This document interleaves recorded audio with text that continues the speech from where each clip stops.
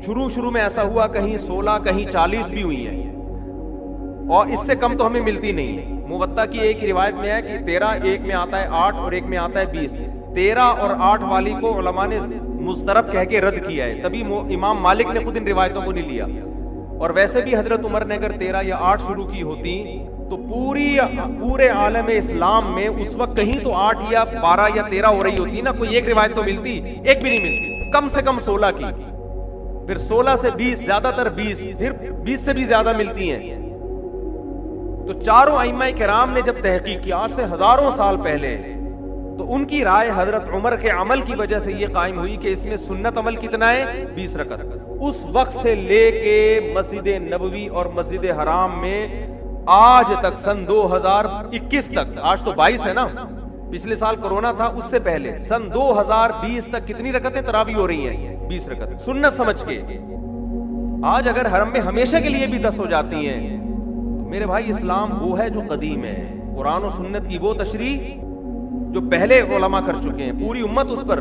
آج کی تشریحات پر ہمیں اعتماد نہیں ہے، آج حکومتوں کے دباؤ ہوتے ہیں، آج مفادات ہوتے ہیں، کسی پہ ہم الزام نہیں لگا رہے۔ آج بعض دفعہ سوچنے میں غلطی کرتا ہے انسان، قرآن و حدیث کا اپنی طرف سے مفہوم مراد لے رہا ہوتا ہے۔ ہمارے اہل حدیث بھائی عام طور پر صحیح بخاری کی حدیث پیش کرتے ہیں کہ نبی صلی اللہ علیہ وسلم رمضان غیر رمضان میں 8 رکعت سے زیادہ نہیں پڑھتے تھے۔ اس کے تو بہت آسان جواب ہے، اس حدیث سے تراویح پر استدلال کرنا تو اتنا غلط ہے، اتنا غلط ہے، میں حیران ہوتا ہوں۔ بھائی نبی اگر 8 رکعت پڑھتے تھے تو کیا جماعت سے پڑھتے تھے؟ آپ جماعت سے کیوں پڑھتے ہیں؟ نبی تو آخری وقت میں پڑھتے تھے، آپ عشاء کے بعد کیوں پڑھتے ہیں؟ دوسری بات یہ، بخاری ہی میں دوسری حدیث بھی تو ہے کہ نبی صلی اللہ علیہ وسلم یزید فی رمضان ما لا یزید فی غیرہ، رمضان میں جو رات کی عبادت خاص طور پر اس کی تعداد مقدار وہ رمضان کے علاوہ کی تعداد سے زیادہ۔ بخاری ہی کی دوسری حدیث اس حدیث کے کیا ہے، اگینسٹ ہے، تو اس کو کیوں لیتے ہو، اس کو کیوں نہیں لیتے؟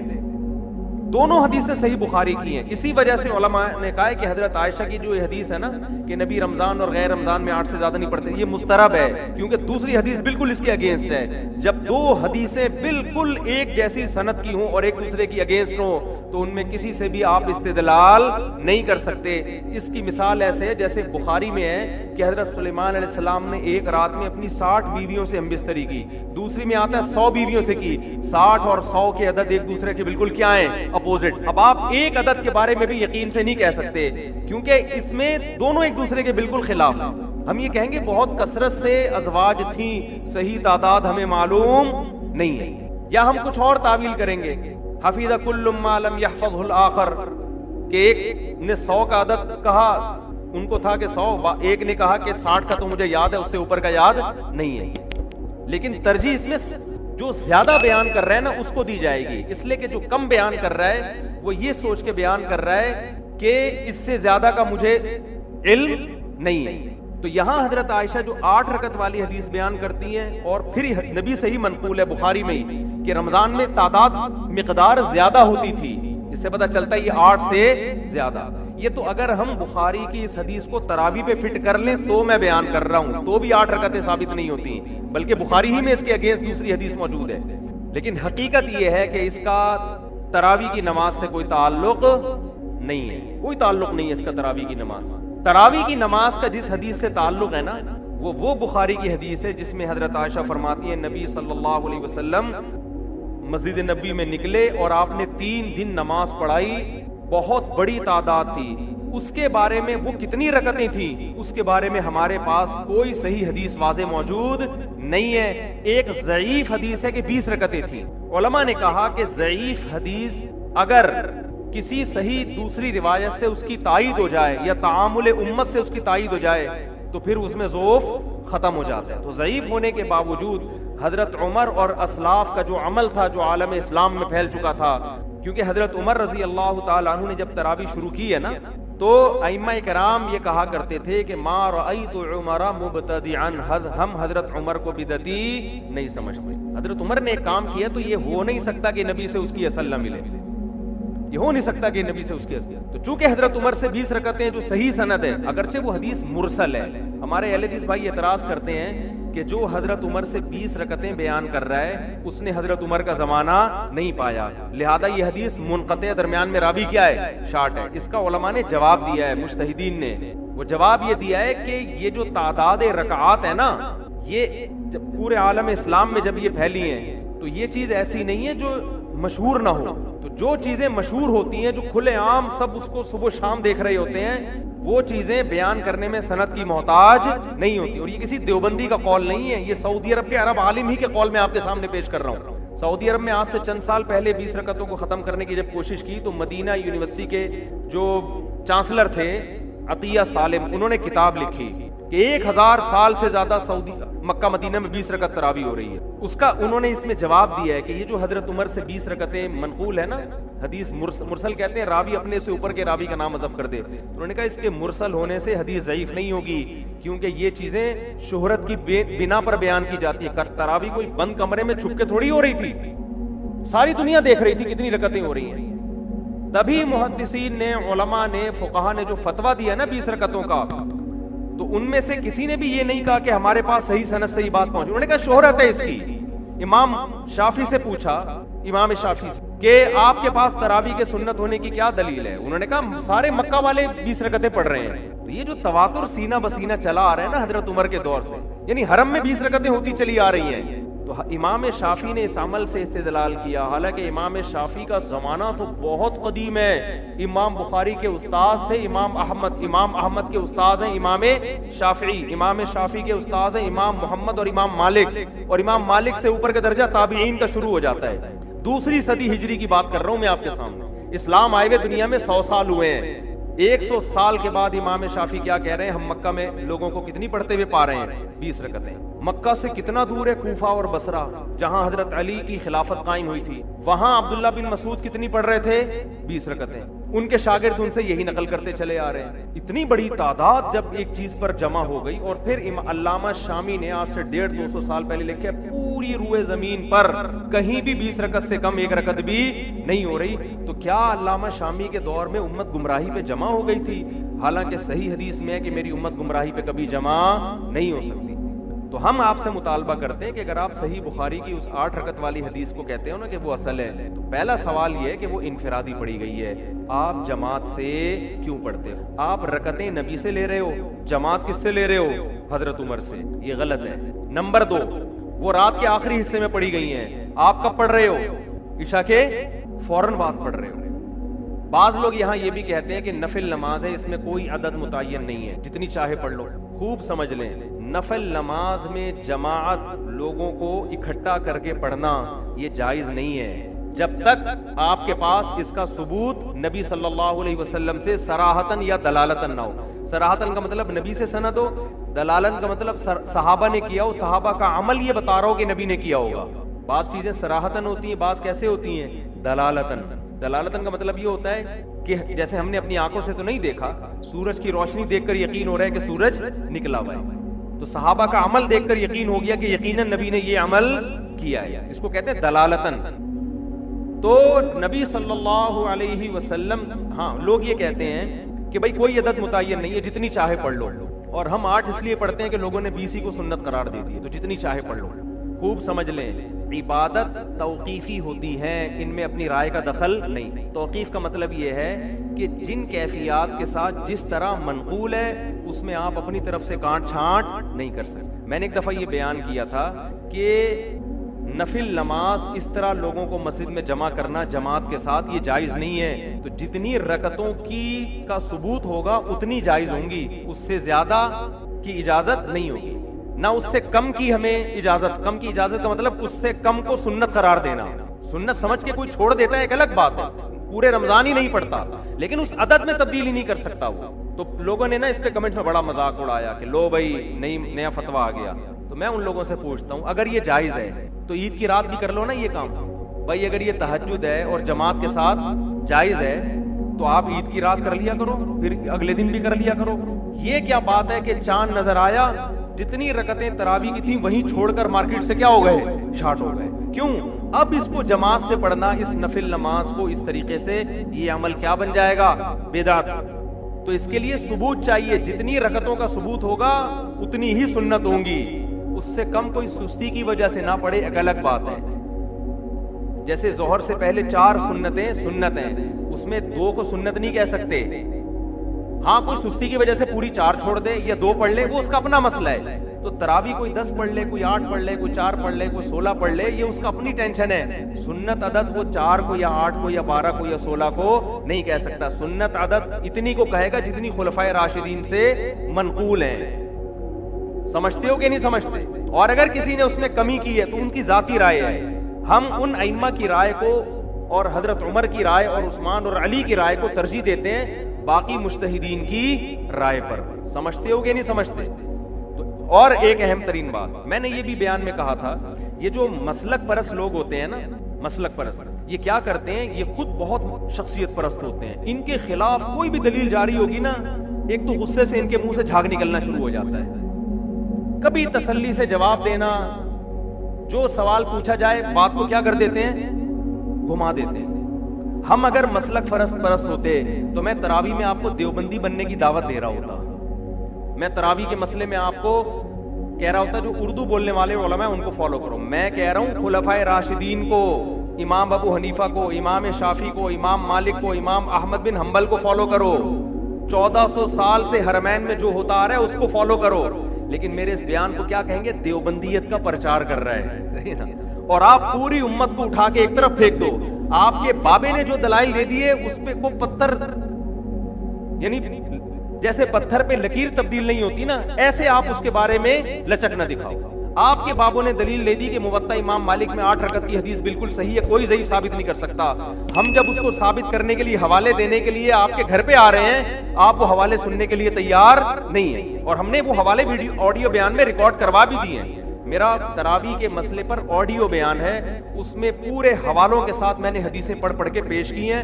8 رکعت تراویح جو موطا امام مالک کی حدیث ہے اس کو کن کن محدثین نے ضعیف قرار دیا اور کن کن نے کہا کہ اس سے استدلال درست نہیں ہے، یہ سارے حوالے میں نے پیش کر دیے ہیں۔ پھر بھی بعض لوگ یہ دعویٰ کرتے ہیں کہ اس کو کوئی بھی ضعیف نہیں کہتا، پھینکنے پر گورنمنٹ کی طرف سے کوئی پابندی نہیں ہے۔ اور میں نے یہ بھی کہا تھا اگر وہ صحیح ہوتی تو امام مالک اپنی موطا پر خود تو فتویٰ دیتے نا، وہ خود تو 20 رکعتوں سے بھی زیادہ کے قائل ہیں، کوئی جواب نہیں ہے ان لوگوں کے پاس کسی چیز کا۔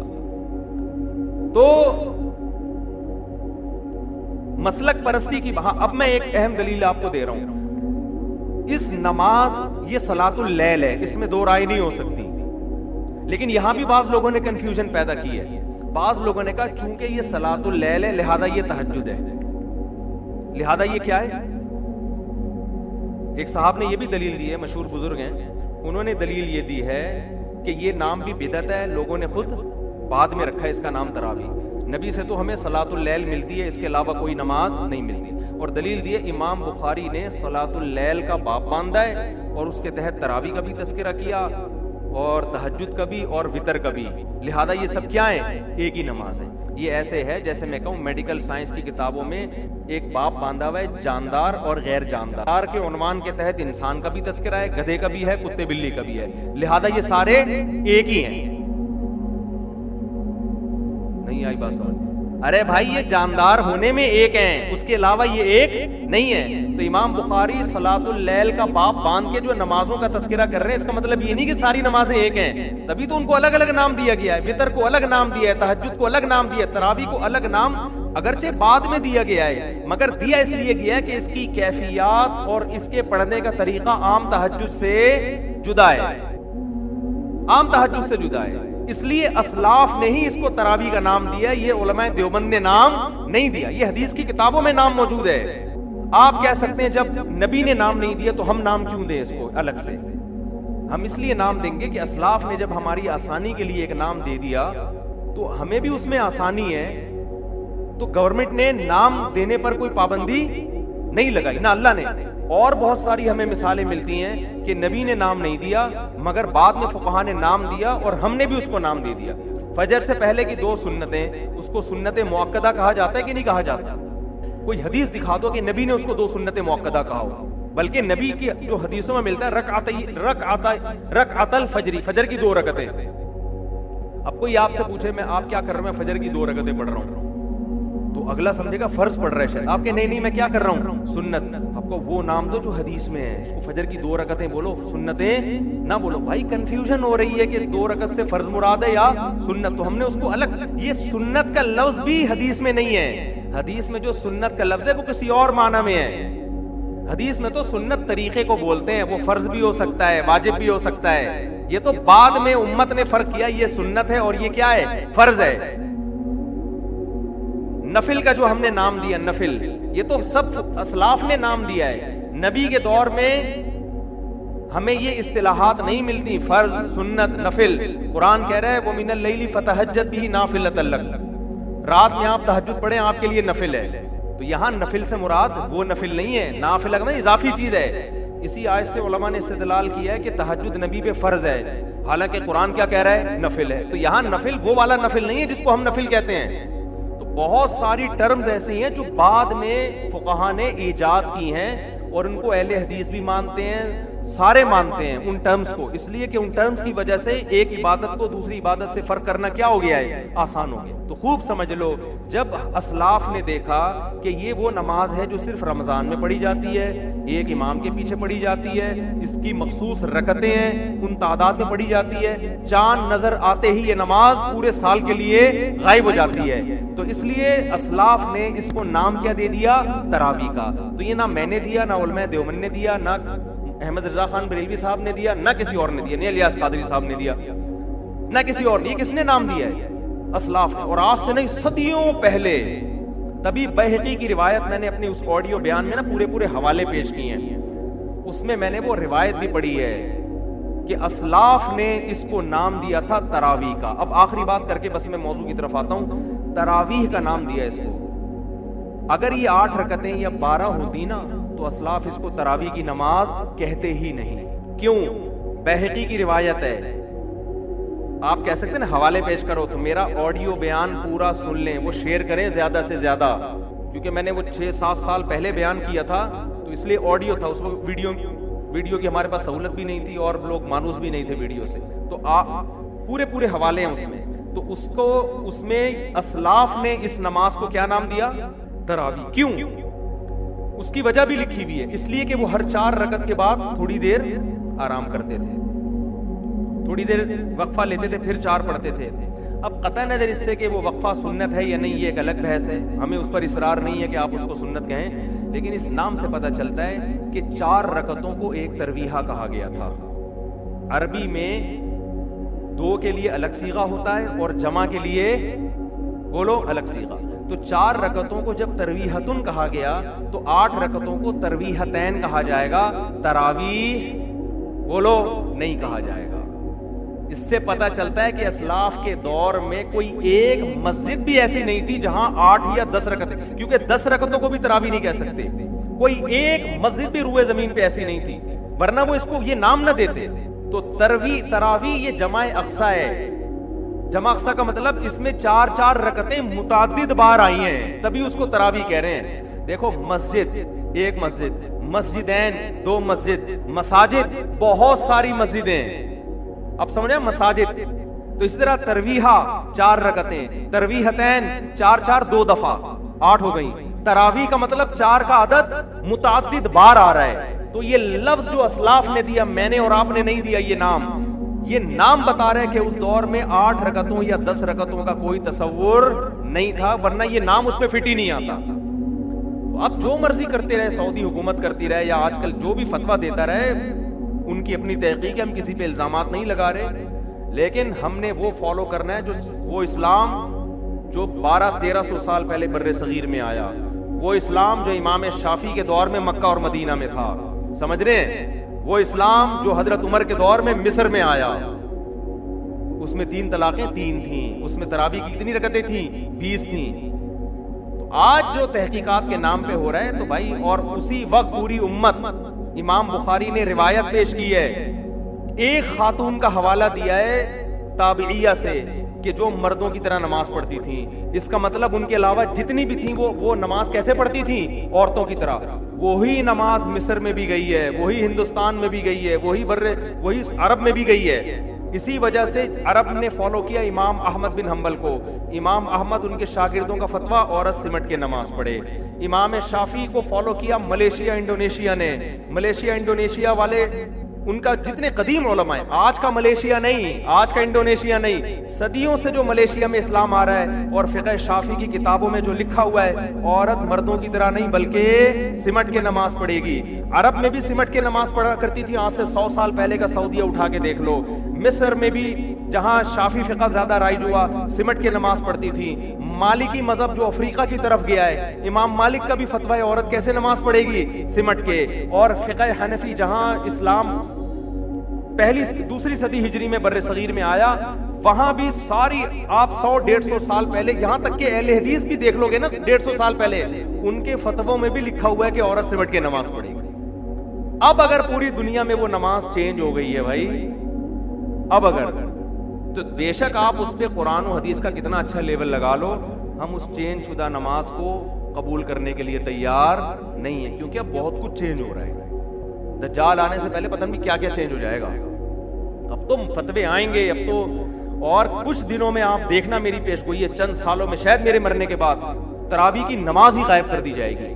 وجہ اس کی ہے کہ غامدی صاحب بڑی مضبوط دلیل دیتے ہیں اپنے حساب سے کہ نبی نے 3 دن پڑھ کے جو نماز چھوڑ دی ہے, آپ اس کو پڑھ کیوں رہے ہو؟ آئی بات سمجھ؟ جو نماز نبی نے 3 دن پڑھ کے چھوڑ دی, آپ اس کو پڑھ کیوں رہے ہو؟ تو ہم کیوں پڑھ رہے ہیں بھائی؟ حضرت عمر نے پڑھائی ہے, تو حضرت عمر بدعتی بولو نہیں ہو سکتے.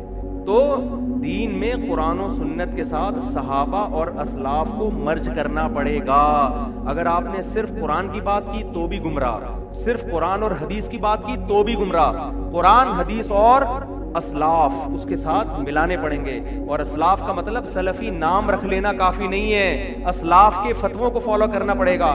آج جتنے سلفی میں نے دیکھے 3 طلاق کو 1 کہتے ہیں. قرآن میرے ہاتھ میں, اللہ کی قسم اٹھا کے کہتا ہوں, اسلاف سے ایک ضعیف سند سے دکھا دو واضح ہو کہ رخصتی کے بعد 3 طلاقوں کو کسی نے واضح لفظوں میں 1 قرار دیا. اسلاف سے ایک روایت دکھا دو, میں مان لوں گا. نام ہمارا سلفی نہیں ہے, لیکن ہم 3 طلاق کو جب 3 کہتے ہیں تو سارے اسلاف ہمارے ساتھ ہیں. جب ہم 20 رکعتوں کو 20 کہتے ہیں, آپ کو 99% اسلاف ہمارے ساتھ میں نظر آئیں گے. ناموں میں کچھ نہیں رکھا, نہ دیوبندی نام نہ بریلوی نام. آپ نے یہ نہیں دیکھنا کہ دیوبندی کیا کہہ رہا ہے, بریلوی کیا کہہ رہا ہے. آپ نے دیکھنا ہے کہ قرآن و سنت کی وہ تشریح جو صحابہ اور تابعین نے کی ہے وہ کون پیش کر رہا ہے, اور قرآن و سنت کی وہ تشریح جو 15ویں صدی کے مولوی کہہ رہے ہیں وہ کون پیش کر رہا ہے. وہ تشریح جو صدیوں سے چلی آ رہی ہے میں اس کو مانوں گا. وہ تشریح جو آج مارکیٹ میں آ رہی ہے کتنا ہی اچھا اور خوبصورت لیبل لگا لو, ہم اس کو ایکسپٹ کرنے کے لیے تیار نہیں ہیں. سمجھتے ہو کہ نہیں سمجھتے؟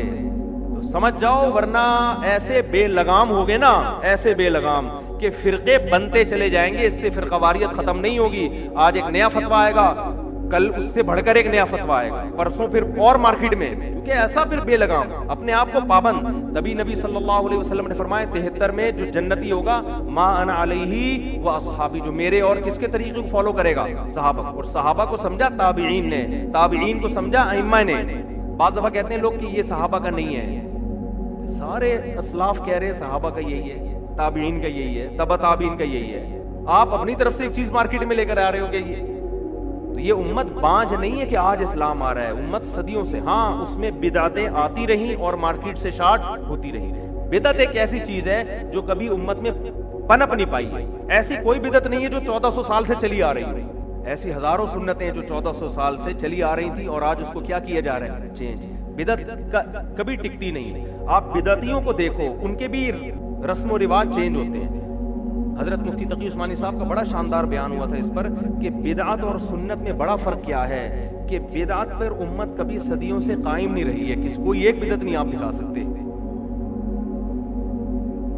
بدعتی تو ہر دور میں رہے ہیں, لیکن ان کی بدعت ہر دور میں نہیں رہی, بلکہ ان کی بدعت کے ڈیزائن کیا ہوتے ہیں, چینج. پچھلے سال ربیع الاول منانے کا اسٹائل کچھ اور تھا, اگلے سال اسٹائل تھوڑا سا کیا ہوگا, چینج ہوگا. پچھلے سال محرم کا اسٹائل تھوڑا سا چینج تھا، اگلے سال اور چینج، اگلے سال اور چینج، کچھ نئی آ جائیں گی، پرانی والی غائب ہو جائیں گی۔ ایسا کوئی نہیں ہو سکتا کہ 1400 سال سے ایک جیسی بدعت چلتی چلی آ رہی ہو۔ اللہ نے اس امت کو محفوظ کیا ہے کہ یہ امت گمراہی پہ کبھی جمع نہیں ہوگی۔ تو میں آپ کو علماء کی گستاخیوں کا نہیں کہہ رہا کہ آپ جا کے کوئی 8 رکعت کا فتویٰ دے رہے تو آپ ان کی بے ادبی کریں، امت میں پہلے بڑے پھڈے ہو رہے ہیں۔ میں تو صرف آپ کو اسلاف سے جوڑ رہا ہوں کہ جو اس وقت ائمہ اربعہ سے جڑ کے رہ جائے گا نا، ان چاروں فقہا سے، ان سے خروج نہ کرو۔ جو اس وقت ان سے جڑ جائے گا اپنا اور اپنی اولادوں کا دین بچا لے گا۔ ایک اہل حدیث میرے پاس ہے وزیرستان میں، میری بڑی اچھی دوستی اب بھی ہے، مجھے کہنے لگے یار میں تو قرآن و سنت کو فالو کرتا ہوں۔ میں نے کہا میرے بھائی آپ جو قرآن و سنت کو ٹھیک ہے فالو تو سب نہیں کرنا ہے، لیکن اس کو لگام دو۔ آپ کا قول چاروں ائمہ سے خارج نہیں ہونا چاہیے۔ میں نے کہا اس کا نتیجہ پتہ کیا نکلے گا؟ جس درس پہ آپ چل رہے ہو، آپ کے جب بچے پیدا ہوں گے نا، وہ آپ سے ایک اسٹیپ آگے ہوں گے، وہ ایسی تشریح مارکیٹ میں لائیں گے، آپ کچھ ایسی تشریح لا رہے ہیں جو آپ کے باپ دادا نے نہیں سنی ہوگی، بلکہ آپ کے باپ دادا میں جو اہل حدیث ہیں انہوں نے بھی نہیں سنی ہوگی، ٹھیک ہے نا؟ کچھ ایسی اگلی نسل اس سے تھوڑی سی 2 اسٹیپ آگے، اور اس سے اگلی والی کا کوئی پتہ نہیں ہے وہ کس جنگل میں جائے، کہاں جائے گا۔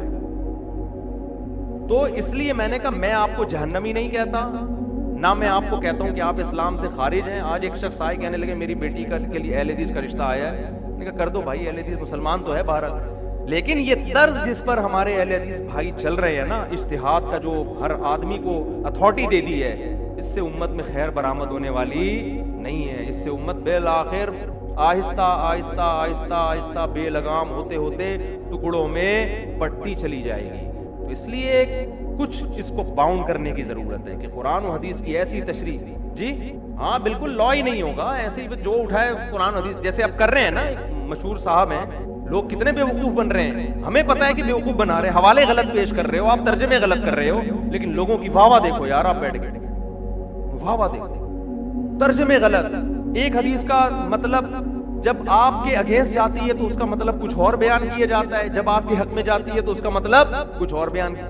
ایک حدیث میں ایک لفظ آیا ہے، جب حضرت معاویہ کے اگینسٹ جا رہی ہے اس کا ترجمہ کچھ اور کیا جا رہا ہے، جب وہ اہل بیت کے اگینسٹ جا رہی ہے تو اس کا ترجمہ کچھ اور کیا جا رہا ہے۔ یہ دھاندلیاں آج کے مجتہدین کر رہے ہیں۔ اس لیے حضرت عبداللہ بن مسعود رضی اللہ تعالیٰ عنہ کا قول ہے، من کان منکم مستنن فلیستن بمن قد مات فإن الحی لا یؤمن علیہ الفتنہ۔ جو تم میں فالو کر رہے پچھلوں کو فالو کرے، آج کے لوگوں پر اعتماد نہیں کیا جا سکتا۔